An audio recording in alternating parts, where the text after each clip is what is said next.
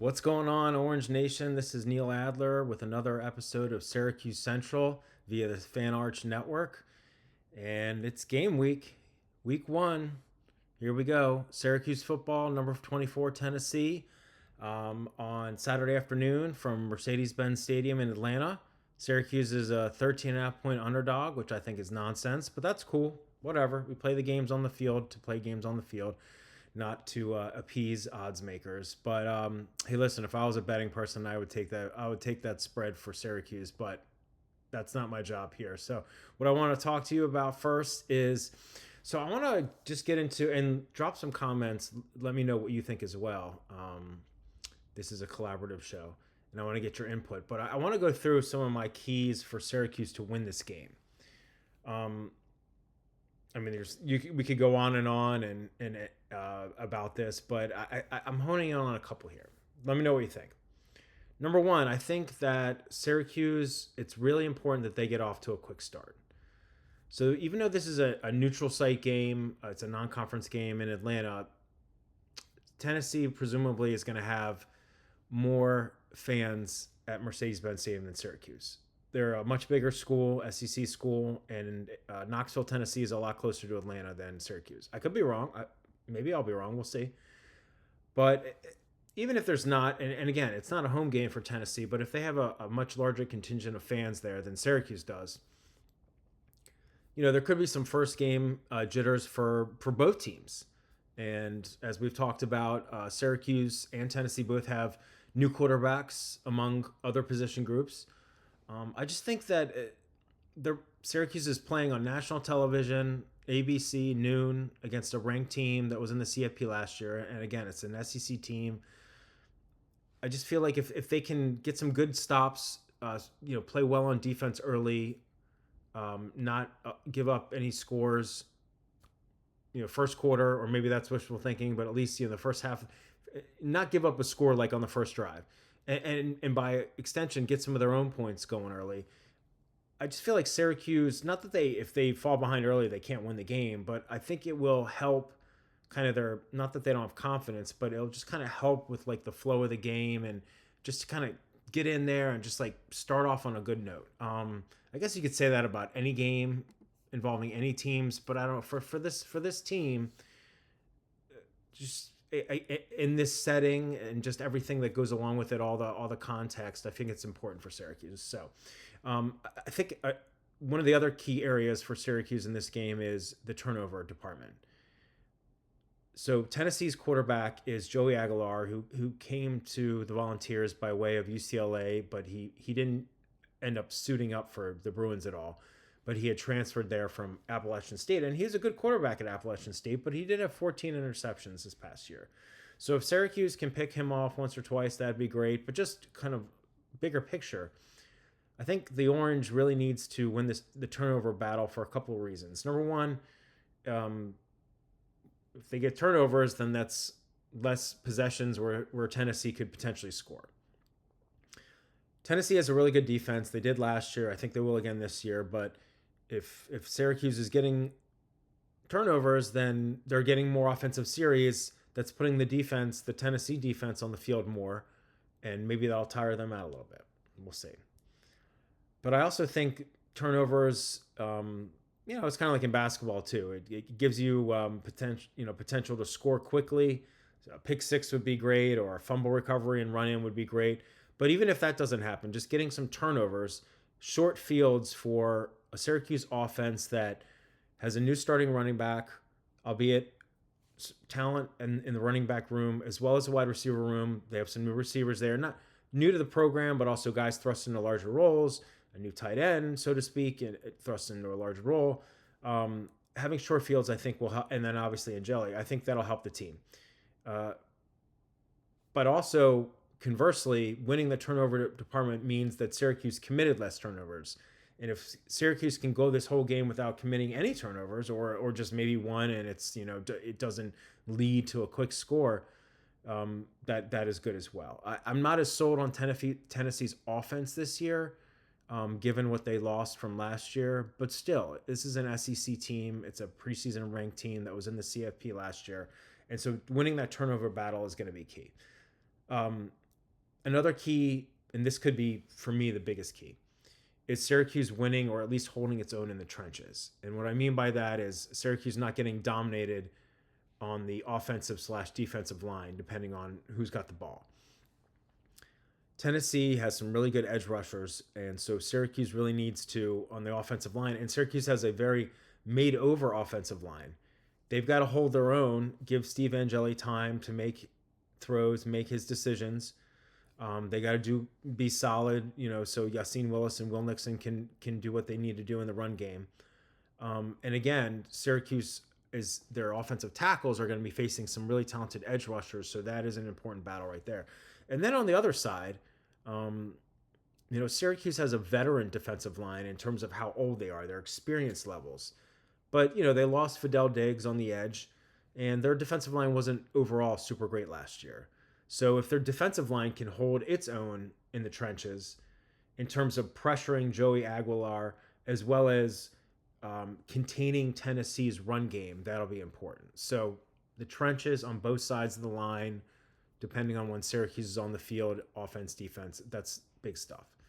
And then, some intangibles. I think Syracuse, as always, and Syracuse, with Fran Brown as the head coach, he's a great guy, a kind person, but he's also no nonsense. So he won't tolerate silly penalties, but Syracuse cannot allow silly, stupid penalties to extend Tennessee drives and or cut short Syracuse drives. Points could be at a premium. The over or under for this game, I think, is 50.5 points. Again, both offenses, new quarterbacks. Tennessee's got a great defense. So, it might not be a super high scoring game, but Syracuse really needs to not make a lot of mental mistakes in terms of penalties. And then lastly, I'll just mention special teams because Jack Stonehouse was great last year, but when he's punting, they got, the Syracuse players have got to do a good job blocking for him, not allow punts to be blocked. I think that he will have some opportunities. Not that I want him to punt a lot because that means Syracuse is scoring points. But if he is punting, when he's punting, I think that Stonehouse can, pin Tennessee deep and make them go on long drives, which is good. But Syracuse kicking game last year, field goal kicking wise was awful.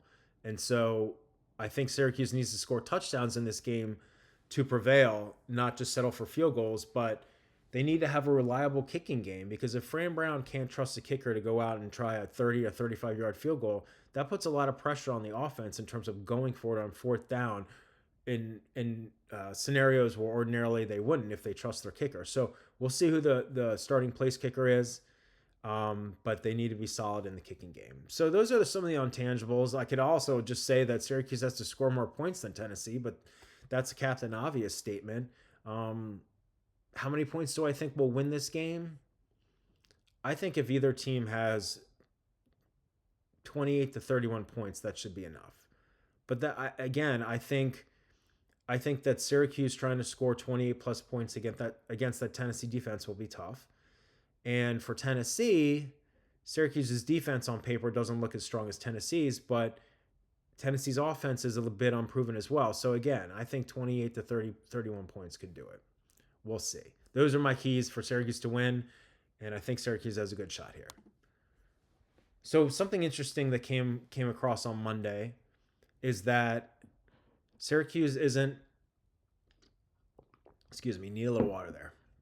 Syracuse isn't releasing, or at least hasn't as of Monday, isn't releasing a depth chart, a two-deep depth chart. And it looks like Tennessee isn't either.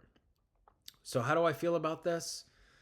Well, as someone that covers Syracuse as a media member, obviously I want that depth chart for both teams because I just want it, and I'm just curious, fascinated about some of the position groups where the starter and or the first backup isn't 100% known, particularly on the offensive line. But I get it. Some teams don't release depth charts for whatever reason. I assume the biggest reason is that they don't want to give the other team, not the secret sauce, but they want the other team to have to prepare for multiple players at different position groups rather than primarily focusing on, the starter and or the backup. Do I like it? I'm not a huge fan of it. I think you should release the depth chart, but it is what it is. We'll see if Syracuse does it. throughout the year. But I'm curious what you all think. As fans, you probably want to know what the depth chart is. And I'm curious if they'll release it at all, like, or if it'll be like 5 minutes before the game, or it'll be Saturday morning, or maybe it'll be later this week. I don't know. I just thought it was interesting that neither team was doing that, at least as of this taping. So we'll see. But I did find that a little interesting, and I I mean, ultimately, I don't really care that much about it. Um, but I'd kind of like to see it. I'll leave it at that. So I want to talk a little. We talk about Steve Angeli, and obviously he's QB1 for Syracuse unless he gets injured, and we obviously don't want that to happen. But I want to talk a little bit about Ricky Collins. So Ricky Collins transfer. He's the other. He's going to be the primary backup for Syracuse this season, and he transferred during the winter portal window in late December or sometime in December. Maybe it was earlier in December. From LSU to Syracuse. And then he was named the starter in the spring, but that was by Fran Brown, but that was before Angeli came on board.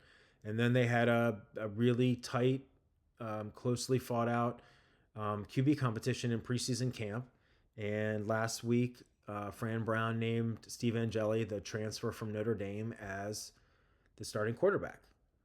So, it's like, on the one hand, I'm happy for Steve, but on the other hand, I guess I feel a little bad for Ricky, or I'm rooting for Ricky. Of course, I'm rooting for every Syracuse player. It's my alma mater. But he had an interview with Syracuse.com in recent days. I don't know if it might have been actually on Friday. But I wanted to bring it up because I feel like what he said, I just respected it. He said he trusts the coaches for making that decision. Fran Brown, he trusts the players. He looks at it as he's the true backup at Syracuse, and if one unfortunate thing happens, he's going to get thrust in the game. And he said he was never really the true backup at LSU, and he says he's learning and he has faith, and just kind of where he is and why this is all playing out, and he appreciates Fran Brown for being upfront, transparent about his decisions, and he doesn't hear about stuff through the media. He hears about it from Fran Brown, which I totally respect. And, I don't know.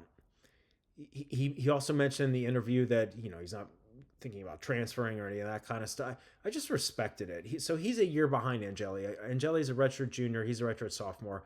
If Angeli has a really good year, could he, leave after this year? Yeah. And then Collins can still have 2 years left. So, we'll see how the season plays out and if he gets reps. And I think he's really talented. And Fran Brown and Jeff Nixon and other coaches on the staff, as well as players, have talked about how close this QB competition was, and how if, God forbid, something happened to Steve Angeli, if Ricky Collins becomes QB1, there's not like a drop off really at all.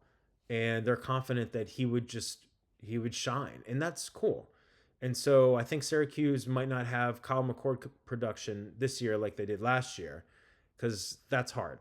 He passed for over 4,700 yards and led the ACC. Or he broke ACC records, led the country in passing yards. So they might not have that kind of production, but the QB spot can be solid. And I just respected Ricky for saying what he said. So we'll move on. And the last thing we're going to talk about is... So this will be an ongoing thing that I'm curious, and again, want to get your feedback on. Drop your comments. Just kind of how the ACC looks, and obviously I'm talking about it right now, and we're in entering week one. So a lot of the pundits out there and some of the other media, that Syracuse.com, other places, are putting out preseason power rankings for the ACC, and that's cool. And I always read them, and I'm curious about them, and I have my own thoughts. So, the thought here is that Clemson is number one, and then not far behind Clemson at 2 and 3, so to speak, are Miami and SMU.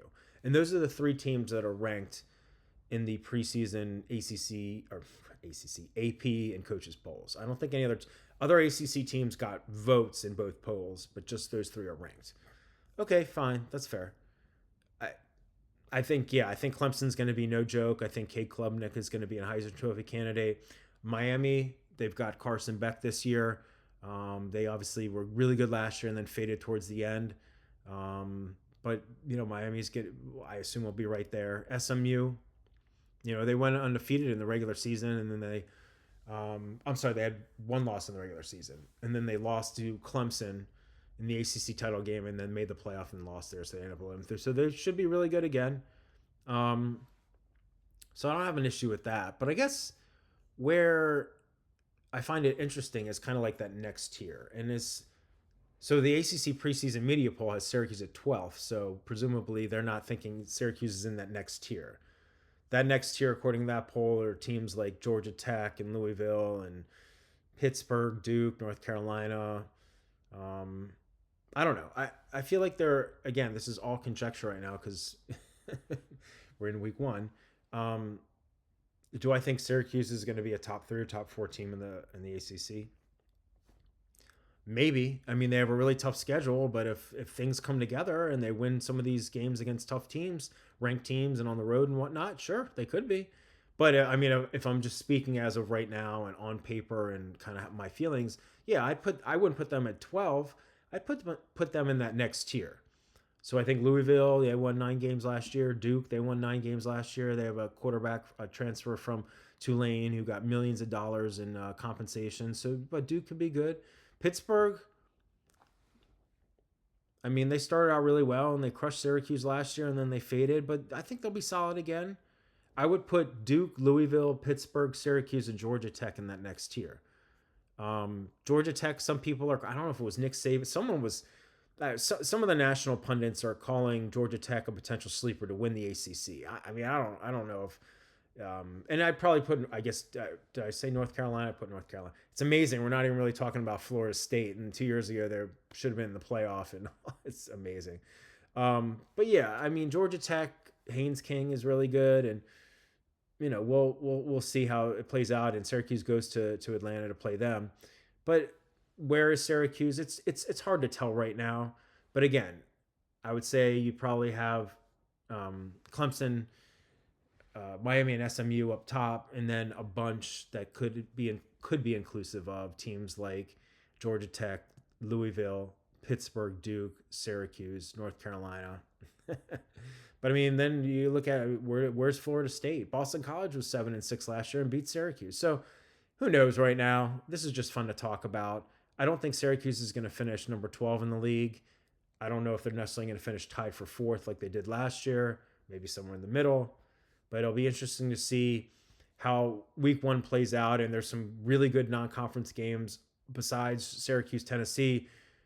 LSU plays Clemson, Battle of the Tigers. Miami plays Notre Dame, another top 10 matchup. So that's really cool stuff. So I'm excited for college football. I'm excited for Syracuse football. We're entering week 1. I'll have more football throughout this week, maybe try and sprinkle in some basketball or basketball recruiting, as well as keeping tabs on football recruiting. But I hope you're liking the show. Drop me comments about what you like and don't like, as well as comment on some of these stories that we're talking about. I appreciate you tuning in. This is Neil Adler with Syracuse Central via the Fan Arch Network. Thanks so much, my friends. Take care. Talk to you again tomorrow.